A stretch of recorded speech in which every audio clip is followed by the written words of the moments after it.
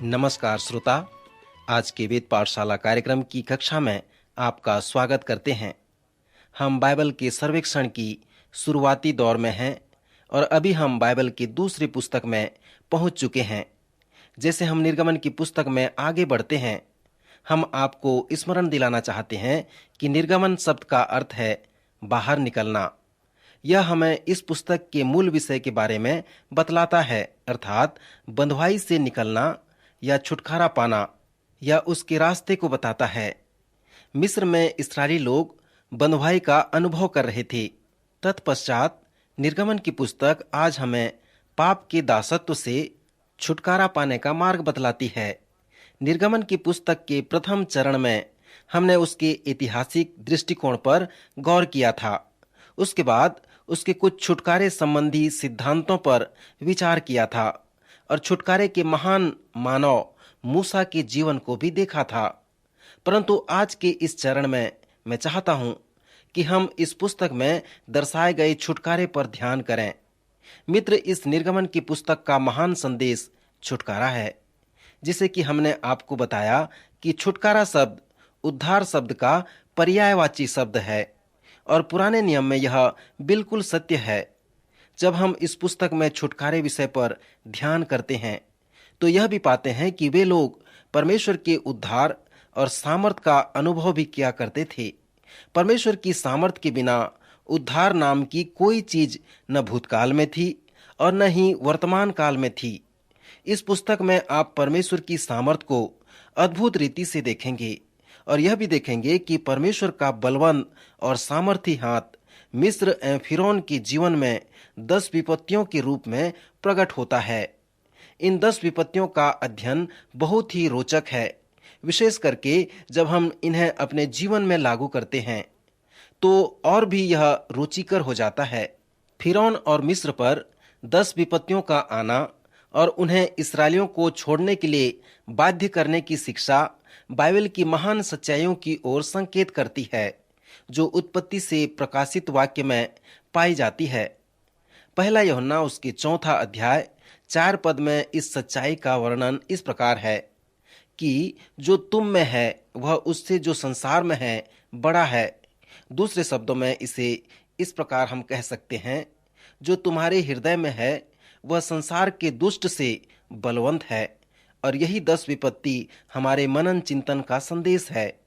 जैसे कि आप देखते हैं कि मूसा और इस्राएलियों की मांग मेरी प्रजा के लोगों को जाने दे कि प्रति फिरौन का उपेक्षित रवैया कैसा था। यद्यपि एक छोटे से इब्री गुलामी झुंड के रूप में मिस्र राजा फिरौन के सामने जाकर अपनी स्वतंत्रता की मांग करना एक हास्यजनक लगता है। अब तर्क यह दिया जाता है कि इस प्रकार की हास्यजनक मांगें कई बार की गई, जिनका विवरण उनके लेखे में उपलब्ध है। मूसा और हारून के साथ मिलकर इस्राएलियों के पुरनियों ने मिस्र के राजा फिरौन से कहा कि इब्रानियों के परमेश्वर ने हमसे भेंट की है, इसलिए हमें जाने दे, क्योंकि परमेश्वर ने हमें तुमसे कहने को कहा है। मित्र, यह मेरे लिए बहुत ही चुनौतीपूर्ण है। जब हम सच्चे और जीवते परमेश्वर की आराधना करने के लिए एकत्रित होते हैं तो मुझे आश्चर्य होगा कि हम में इस प्रकार का दृष्टिकोण हो। मित्र, क्या हम आराधना सभा से बाहर इस संसार के लोगों से कहते हैं कि अभी हमने सच्चे व जीवते परमेश्वर से भेंट की हैं और परमेश्वर आपसे भी यही कहना चाहता है? मैं समझता हूँ यह एक उत्साहवर्धक दृष्टिकोण है और यही उत्साहवर्धक दृष्टिकोण अपनाए हुए मूसा और इस्राएली पुरनियों ने फिरौन से भेंट की। यद्यपि पहले तो फिरौन ने इनकार किया, जिसका वर्णन हम बाइबल में कई बार पाते हैं। उदाहरण के लिए निर्गमन उसका 7वां अध्याय 3 पद और 4 अध्याय 21 पद में मिलता है। परमेश्वर ने जानबूझकर फिरौन के हृदय को कठोर किया ताकि 10 विपत्तियों के माध्यम से अपनी सामर्थ को प्रकट करने का अवसर उसे मिल सके। यह एक रोचक पूर्ण विचार है। कुछ लोगों के लिए यह धर्म विज्ञान समस्या है तो कुछ लोगों के लिए यह दार्शनिक समस्या है। वास्तव में देखा जाए तो यह दुष्ट की समस्या है। शैतान कहां से आया और किस परिप्रेक्ष्य में शैतान इस संसार में कार्य करता है, यदि परमेश्वर एक अच्छा परमेश्वर है, तो दुष्टता ने इस संसार में कैसे प्रवेश किया? यदि परमेश्वर सामर्थी है, परमेश्वर परमेश्वर है, तो उसने दुष्ट को इस संसार में आने की अनुमति क्यों प्रदान की? मूसा एवं इस्राएली अगुओं तथा फिरौन के बीच विरोध को मैं समझता हूं कि आप इसमें एक बड़े संघर्ष को देखने पाएंगे। अच्छाई और बुराई के मध्य इस प्रकार का बड़ा विरोध बाइबल के अन्य स्थानों में भी हमें देखने को मिलता है। अय्यूब के पुस्तक में भी इस प्रकार का विरोध हम देख सकते हैं। इस विरोध को हम इस प्रकार भी समझ सकते हैं कि परमेश्वर ने दुष्टता को इस संसार में अनुमति दे रखी है कि मानो एक आभूषण विक्रेता ने अपने काले मामला वाले पृष्ठभूमि पर अपने कीमती आभूषणों को सजाए रखा हो। परमेश्वर ने इस संसार के दुष्ट को अनुमति दे दिया है ताकि परमेश्वर को एक पृष्ठभूमि मिले जिसके आधार पर वह अपना महान सामर्थ और प्रेम, अपनी अनुग्रह और अपनी दया को दर्शा सके। यदि संसार में बुराई नहीं होती तो परमेश्वर को अपने श्रेष्ठ गुण प्रकट करने का अवसर प्राप्त नहीं होता। और यही बात हम परमेश्वर के वचन में पाते हैं। दुष्टता परमेश्वर के उद्देश्य की पूर्ति करती है। परमेश्वर एक परमेश्वर के रूप में शैतान को संसार में विचार करने के लिए अनुमति प्रदान करता है, क्योंकि परमेश्वर सर्वज्ञानी है। वह शैतान के विषय में सब कुछ जानता है। वह सर्वसामर्थी भी है। यदि परमेश्वर चाहे तो शैतान के विरुद्ध कुछ भी कर सकता है। मैं नहीं समझता हूं कि हम इस पर अधिक मनन करें, परंतु कुछ कारणवश परमेश्वर शैतान को अनुमति प्रदान करता है और आशय यह है कि दुष्टता परमेश्वर की महिमा में परिणित हो जाती है। उदाहरण के लिए परमेश्वर ने मूसा से कहा, जब तुम फिरौन के पास जाओगे तो वह तुम्हें जाने नहीं देगा। मैं उसके मन को कठोर करूंगा, और जब मैं उसके मन को कठोर करूंगा तो वह तुम्हारा विरोध करेगा, और जब वह विरोध करेगा वही विरोध मुझे अवसर प्रदान करेगा जिससे मैं अपने प्रतापी होने का तथा पृथ्वी पर सच्चे व जीवते परमेश्वर होने की बात को प्रमाणित कर सकूंगा।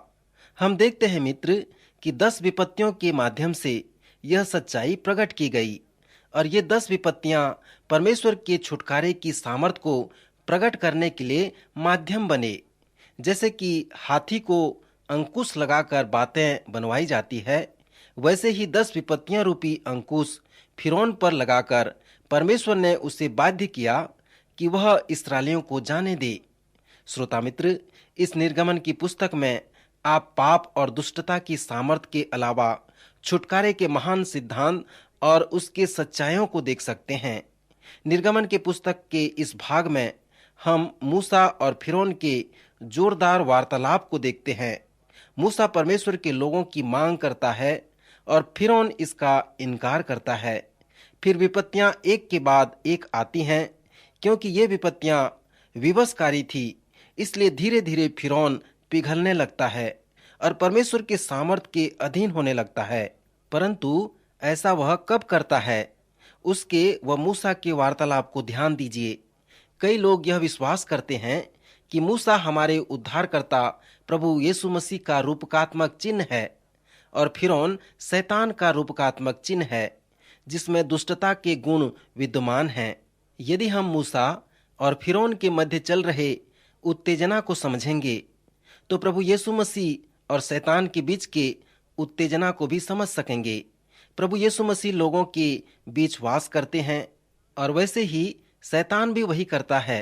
जब हम पाप की शक्ति और दासों के उद्धार या छुटकारे की शक्ति को समझेंगे तो निर्गमन के इस भाग से हमें एक गहरी सच्चाई व शिक्षा मिलती है जो कि हमारे लिए एक बड़ी शिक्षा और सामग्री साबित होती है। उदाहरण के लिए ध्यान दीजिए, जब 10 विपत्तियां फिरौन पर उस वक्त आती हैं जब वह परमेश्वर की अधीनता स्वीकार करना आरंभ करता है, और अंत में हम देखते हैं जब मूसा फिरौन से कहता है कि हमें परमेश्वर की आराधना व बलिदान करने के लिए बाहर जाने दे। तब फिरौन निर्गमन उसके 8वां अध्याय 25 पद में मूसा व हारून को बुलाकर कहता है, तुम अपने परमेश्वर को बलिदान चढ़ा सकते हो, परंतु तुम्हें ये सब इसी मिस्र देश में ही रहकर करना होगा। तुम इसके लिए मिस्र से बाहर नहीं जा सकते। शिक्षा के रूप में कई लोग विश्वास करते हैं कि यह घटनाएं हमें कुछ दर्शाती हैं। अर्थात जब आप अपने मित्रों के मध्य यह घोषणा करते हैं कि आप एक विश्वासी बन गए हैं, तो उनका पहला प्रत्युत्तर क्या होता है? वे कहेंगे, ठीक है, हम आशा करते हैं कि आप अभी सांसारिक जीवन व्यतीत करेंगे और अभी भी आप हमारे ही समान रहेंगे। हम आशा भी करते हैं कि आप अपने आप को हमसे अलग नहीं करेंगे। दूसरे शब्दों में, यदि आप धार्मिक कार्य करते हैं तो मिस्र में ही रहकर कीजिए, इसी संसार में रहिए और उस कार्य को कीजिए। परंतु जब हम कलीसिया शब्द को देखते हैं, जिसका अर्थ है बुलाए हुए लोग, नए नियम के अनुसार कलीसिया के एक हिस्से के रूप में हम संसार से बुलाए हुए लोग हैं। और शायद शैतान का दबाव हमारे पास हमारे मित्रों के माध्यम से आए और वे यह कहें कि आप अपना धार्मिक कार्य मिस्र में ही कीजिए। कुछ और विपत्तियां पड़ने पर फिरौन मूसा से संधि करने की चेष्टा करता है और कहता है, ठीक है, तुम जा सकते हो, परंतु बहुत दूर मत जाना। इससे यह संकेत मिलता है कि नए विश्वासियों का जीवन शैतान के दबाव में बना रहता है और कुछ विपत्तियों के द्वारा फिरौन उनसे कहता है, ठीक है, तुम जा सकते हो, परंतु अपने बच्चों को यहाँ मिस्र में छोड़ जाओ। मित्र, कई बार शैतान हमें हमारे विश्वासी जीवन से अलग करने की चेष्टा करता है। मूसा के साथ संधि करने का फिरौन का जो चौथा प्रयास था वो इस प्रकार है। उसने कहा, ठीक है, तुम अपने बच्चों को संग ले जा सकते हो, परंतु तुम अपने भेड़ बकरियों और जानवरों को यही छोड़ जाओ। मित्र, जब शैतान न तो आपसे संधि कर सक पाता है और न ही आपके बच्चों को अपने वश में कर पाता है, तब वह आपके पैसा, आपके धन संपत्ति के मामले में आपसे संधि करता है और आपको अविश्वास योग बनाने का प्रयत्न करता है। सो इस प्रकार हम देखते हैं कि मूसा किसी भी कीमत में फिरौन के साथ कोई समझौता नहीं करता और कहता है, हम अपने बच्चों, बूढ़ों, अपने बेटे बेटियों, हमारी भेड़ बकरियों और जानवरों समेत हम जाएंगे और परमेश्वर की आराधना करेंगे। इस प्रकार मूसा हमें पाप से छुटकारा पाने का प्रथम सिद्धांत को बतलाता है कि पहले ही बार में पाप में न फंसें, परंतु दूसरे लोगों की तरह यदि आप अभी भी पाप में फंसे हुए हैं तो इससे बाहर आने का रास्ता क्या है? और मित्र, निर्गमन की पुस्तक का संदेश यही कहता है, पाप की शक्ति और उसकी गुलामी से बाहर आने के लिए आपको अनेक बड़े आश्चर्य कर्म की आवश्यकता है और निर्गमन की पुस्तक यही बताती है। यह पुस्तक इन आश्चर्य कर्मों को रूपकात्मक एवं सुंदर तरीके से स्पष्ट रूप से बताती है। मैं सोचता हूँ कि यदि आप पाप की गुलामी से बाहर आना चाहते हैं तो आपको सर्वप्रथम आश्चर्य कर्म की आवश्यकता है और वो आश्चर्य कर्म है लाल समुद्र को पार करना। मित्र, लाल समुद्र को पार करना बाइबल में एक महान और अद्भुत आश्चर्य कर्म है। यह आश्चर्य कर्म फिरौन द्वारा उनके अंतिम छुटकारे को चित्रित करता है। जब मूसा और फिरौन के बीच छुटकारे के विषय में वार्तालाप होती थी तो फिरौन इस्राएली लोगों को जाने से मना किया करता था और जब विपत्तियां आती थीं तो फिरौन उन्हें कहता था, तुम जा सकते हो, परंतु जब विपत्तियां खत्म हो जाती थीं तब वह कहता था कि तुम नहीं जा सकते। परंतु जब इस्राएली लोग स्वतंत्र होकर लाल समुद्र के निकट पहुंचे तब फिरौन का मन फिर बदल गया। उसने अपनी सेना को एकत्रित करके उन्हें आदेश दिया कि वो उनका पीछा करें। सो वे रथों में बैठकर उनका पीछा करने लगे। जब फिरौन और उसकी सेना इस्राएलियों के निकट आए तो वे यह देखकर अत्यंत डर गए और चिल्लाकर यहोवा की दुहाई दी और वे मूसा से कहने लगे, क्या मिस्र में हमारे लिए कब्रें नहीं थीं जो तू हमको मरने के लिए जंगल में ले आया है? हमारे लिए तो जंगल में मरने से मिस्रियों की सेवा करनी अच्छी थी। मूसा ने लोगों से कहा, मत डरो, खड़े खड़े वह उद्धार का काम देखो जो यहोवा परमेश्वर आज तुम्हारे लिए करेगा। तब मूसा ने परमेश्वर से प्रार्थना करनी आरंभ की और परमेश्वर ने उससे कहा, मूसा, तू क्यों रो रो कर प्रार्थना कर रहा है? मेरी इच्छा है कि तुम्हें एक बड़ी दिशा की ओर चलना है, अर्थात पानी में चलना है। अपने लोगों से कह, कि वह अपनी यात्रा पानी में चलकर प्रारंभ करें। मूसा के पास बहुत बड़ा विश्वास था। मूसा ने अपनी लाठी आगे बढ़ाई और लोगों से कहा, डरो मत, खड़े खड़े उद्धार के महान कार्य को देखो। तब मूसा ने अपना हाथ समुद्र पर बढ़ाया और यहोवा ने रात भर प्रचंड पुरवाई चलाई और समुद्र को दो भाग कर दिया, जिससे कि उसके बीच सूखी भूमि हो गई। तब इस्राएली समुद्र के बीच स्थल ही स्थल पर होकर चले और जल उनकी दाहिनी और बाईं ओर दीवार का काम देता था। जब मिस्री लोग उनका पीछा कर रहे थे और समुद्र के बीच में ही थे, तब मूसा ने अपना हाथ समुद्र के ऊपर बढ़ाया। तो भोर होते होते क्या हुआ कि समुद्र ज्यों का त्यों हो गया और सभी मिस्री सेना डूबकर नाश हो गए और उनमें से एक भी बचने न पाया। परमेश्वर ने उस दिन इस्राएलियों को मिस्रियों के वश से छुड़ा लिया। श्रोता मित्र, जब आप निर्गमन की इस अलौकिक घटना में आते हैं, तो क्या आप इस महान और अलौकिक घटना पर विश्वास करते हैं या नहीं करते हैं? कुछ लोग कहते हैं कि यह लाल समुद्र नहीं था, परंतु एक कम पानी वाला जगह था। मैंने एक छोटे बच्चे के विषय में सुना है। वह एक दिन संडे स्कूल गया हुआ था। जब वह घर में आया तो उसकी मां ने उससे पूछा, तुम्हारे शिक्षकों ने आज तुम्हें क्या सिखाया है? लड़के ने कहा, जब इस्राएली लोग लाल समुद्र पार कर रहे थे और मिस्री लोग उनका पीछा कर रहे थे, तब मूसा ने आज्ञा दी कि वहां नौका सेतु बन जाए, और जब सेतु बन गया तो सभी इस्राएली उसमें पार हो गए।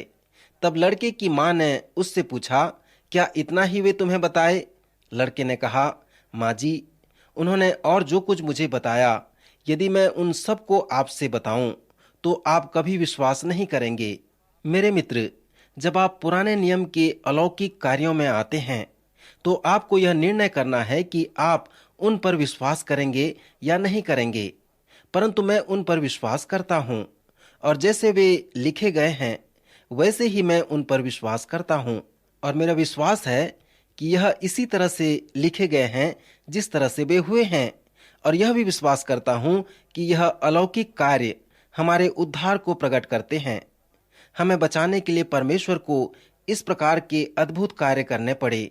सो इस प्रकार हम देखते हैं कि इस्राएलियों के लिए मिस्र व फिरौन द्वारा यह अंतिम छुटकारा था। जब इस्राएली लोगों ने लाल समुद्र को पार किया तो उन्हें अगले आश्चर्य कर्म की आवश्यकता थी। उन्हें ईश्वरीय व आत्मिक अगुवाई की आवश्यकता थी।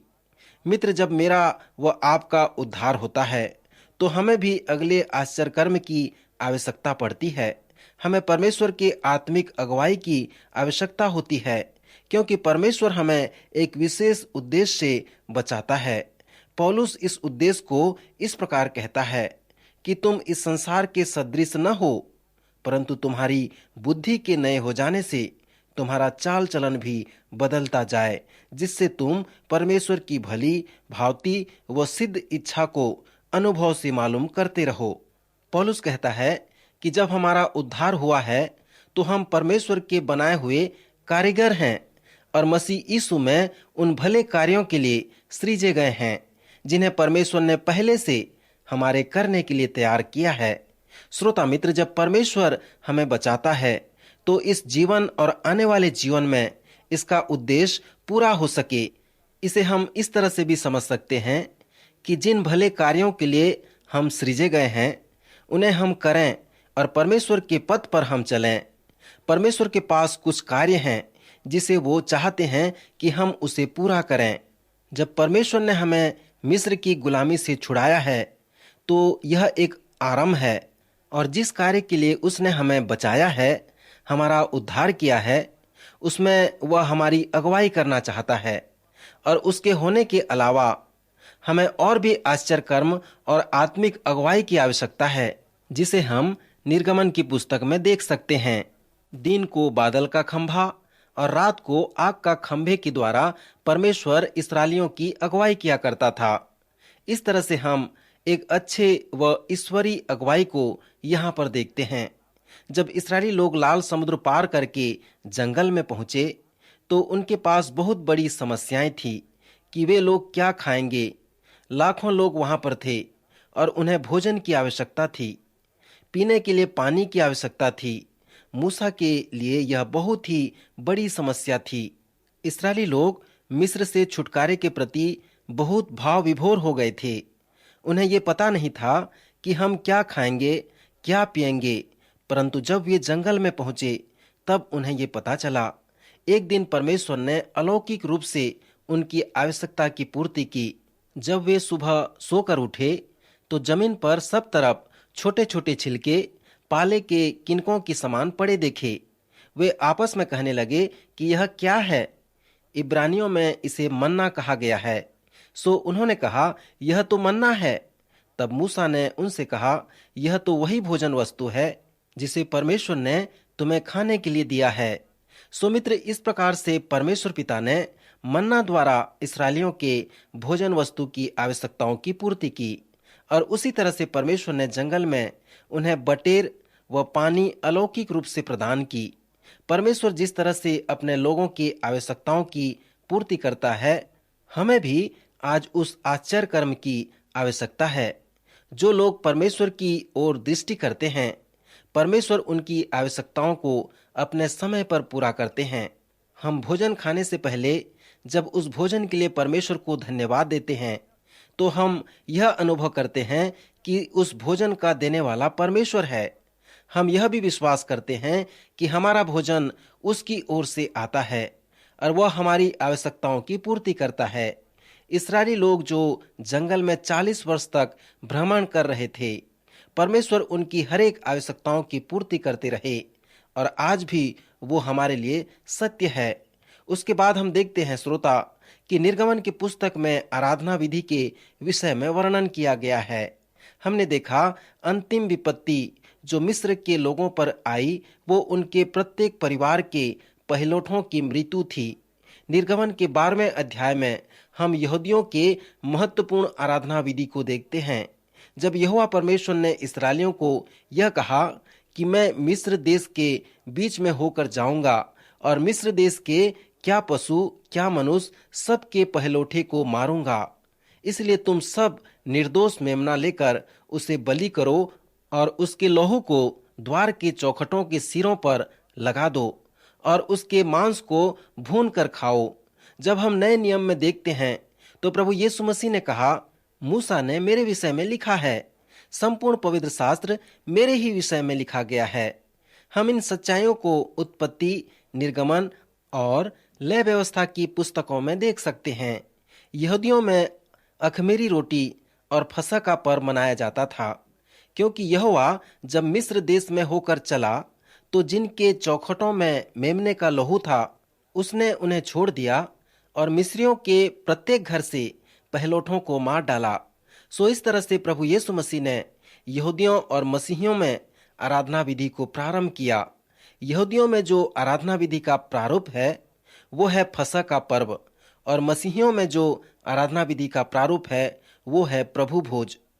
सो इस अद्भुत कार्य द्वारा परमेश्वर ने यहूदियों को बचाया और हमारा भी उद्धार किया, और इस तरह से उसने यहूदियों और मसीहियों में आराधना विधि को तैयार किया कि उसके लोग उसे न भूलें पर उसकी आराधना किया करें, क्योंकि प्रभु यीशु मसीह ने संसार के प्रत्येक लोगों के लिए क्रूस में अपनी जान दी है, ताकि प्रत्येक लोग उस पर विश्वास करें और अनंत जीवन पाएं।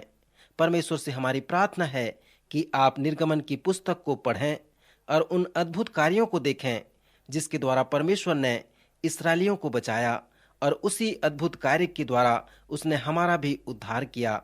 सो आज हम यहीं रुकना चाहेंगे। प्रभु आपको आशीष दे, आपकी सहायता करे।